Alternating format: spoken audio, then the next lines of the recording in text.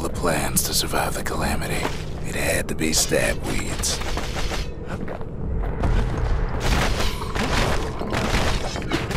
Blasted things hurt like a broken heart.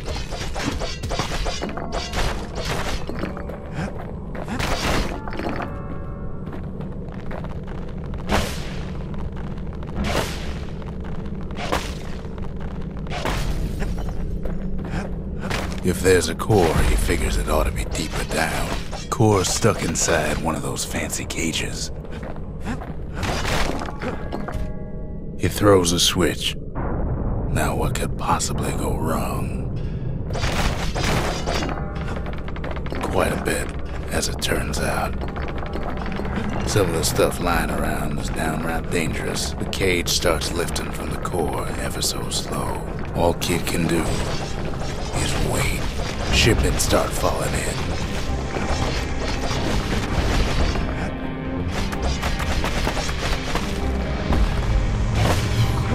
Not every squirt's born bad. Some spring to the kid's defense. Judging by the movement of the cage, it's gonna take a little while.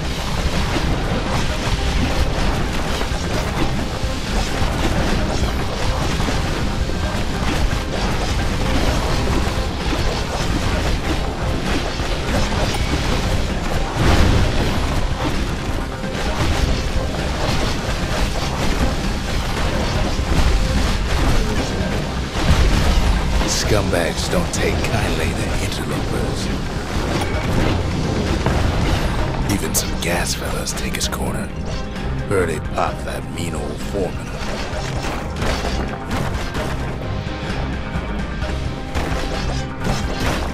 At this rate, maybe 5 more minutes, maybe 30, hard to tell.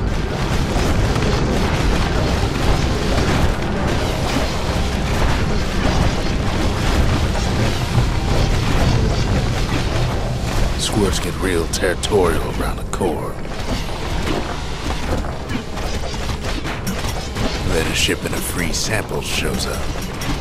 It ain't all bad, as the kid finds some spices from the motherland, tax-free.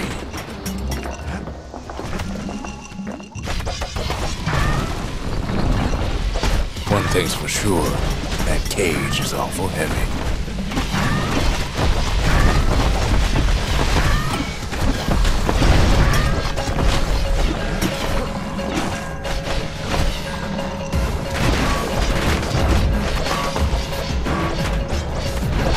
Troublesome scene, to be sure.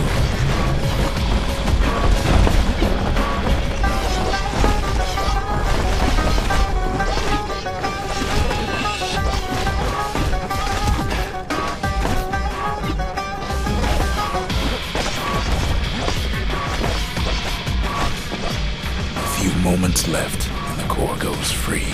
10, 9, 8, 7. Give or take a few seconds. Finally, the core's within reach.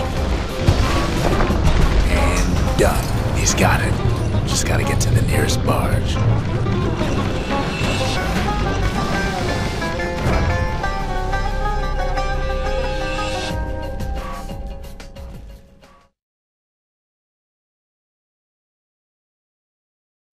I still remember the look on his face after that one.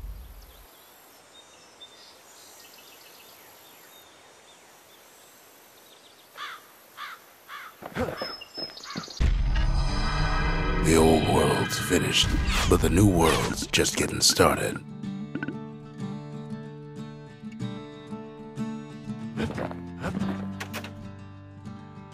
Folks voyaged across the boundless sea to found Caelondia. It was good living here for a while.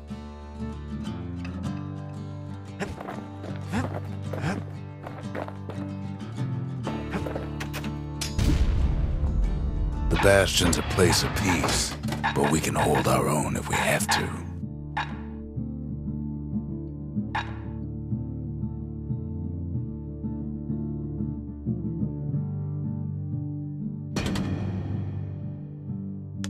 A bow and a machete, every bit as effective as the fancier stuff.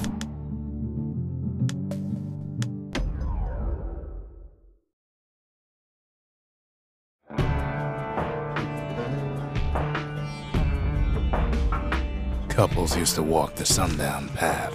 Kid ain't here for pleasure, though.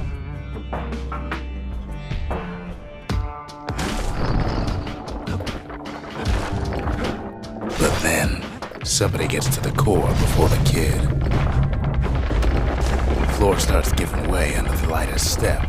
The single panic squirt could bring the whole place down. Fragments of the old world rain from the sky.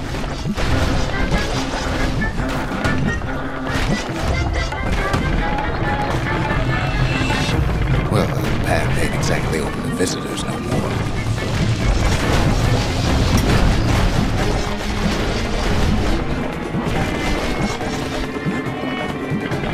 See, the path was intended for leisurely strolling and such.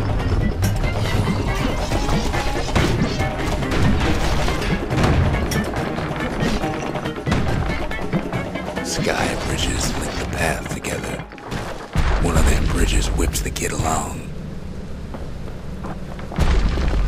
Finds a spyglass, like the ones they'd used to search the stars. Air travel always was an iffy proposition. But calamity changed everything, even when the wind blows.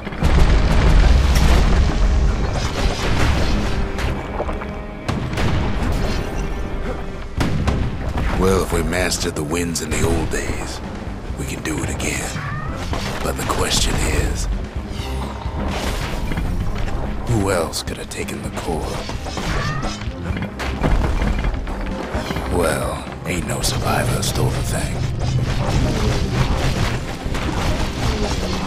Scumbag ate it by mistake. Tough break. Unlike the kid, that core ain't coming back. No, they used to ship live munitions down the path.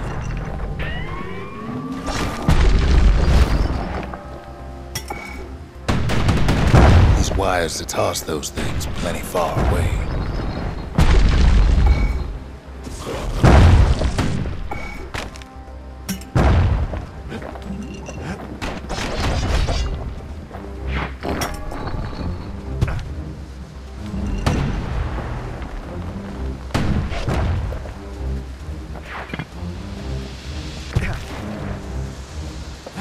Even gas fellas need some shut-eye from time to time. They get real cranky when you wake them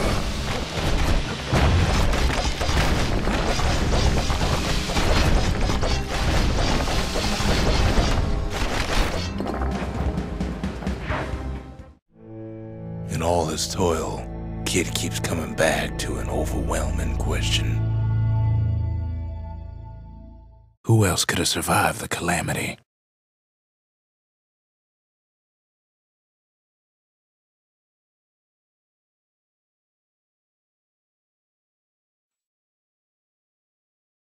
So we didn't find the core that time, but that ain't about to stop us. We could always see the stars, we just never could reach them, no matter how high we built.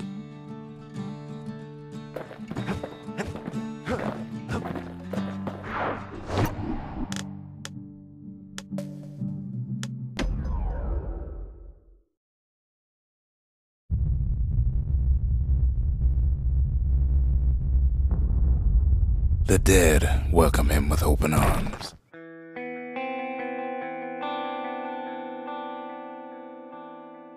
The calamity took everybody after all. Kid sees it plain, frozen faces all around. You don't much care to see him, not like this.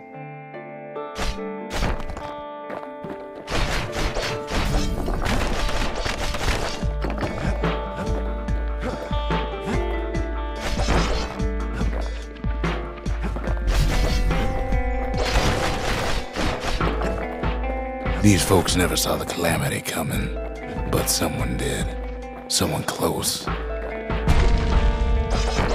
Someone who ain't like Mr. Beckley and his kindly wife.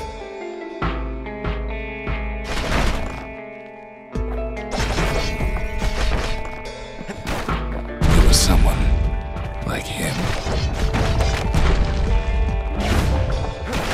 Kid sees him there agape, in the flesh. Gets a snag or two trying to get to him. He ain't about to stop, no matter what.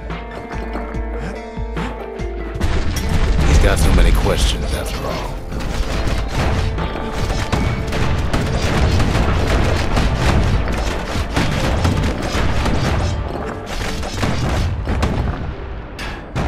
Just ain't got time for answers. The Thunder brothers didn't make it.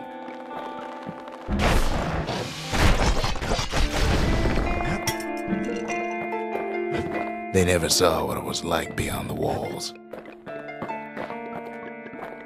Nordy, the bird boy, didn't make it.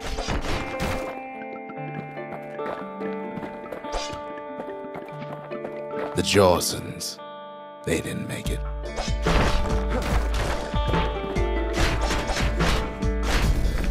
Grady Sr., Grady Jr., they didn't make it.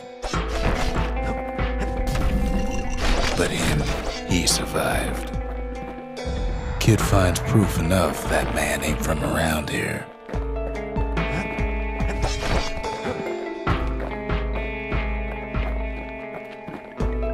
Just think, without that man, we wouldn't be here right now, would we?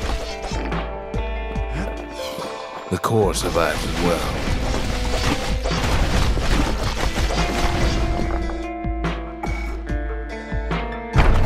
Kid does what he has to do. And then, what do you say to a man who's seen too much? Kid hasn't a clue, but he says this. We have to go. Please.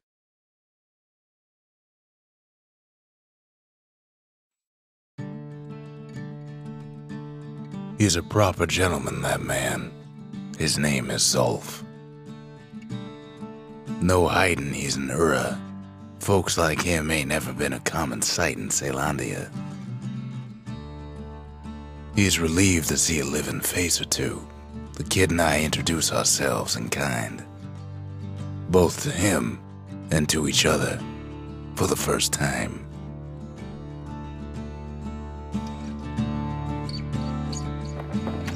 We fought the Ura decades ago, but that was then.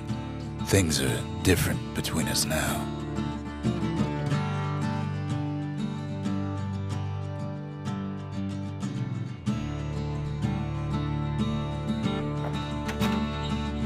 We all lost loved ones in the calamity, he says. I don't know how I'm gonna go on without mine.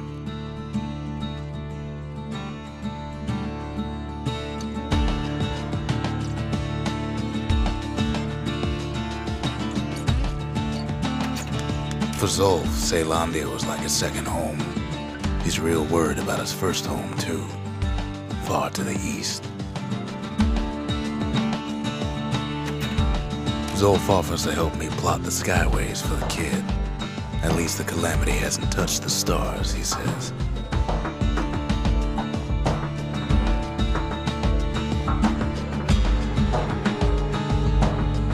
He was born in the Tazzle terminals.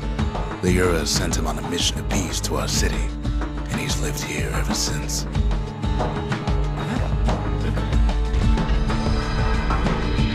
The Corps, they remember.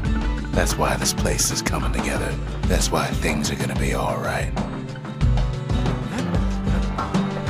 Well, look what we have here.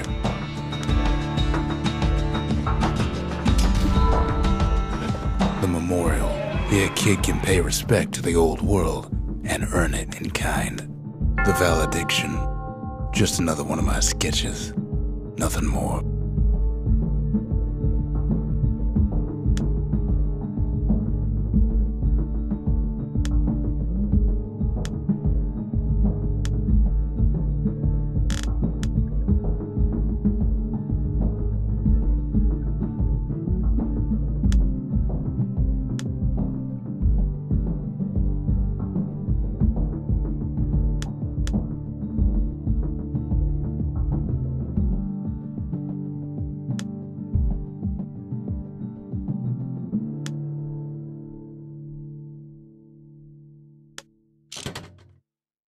Words can't express what happened, but they're all I got. We tracked down a couple more cores near the edge of the city.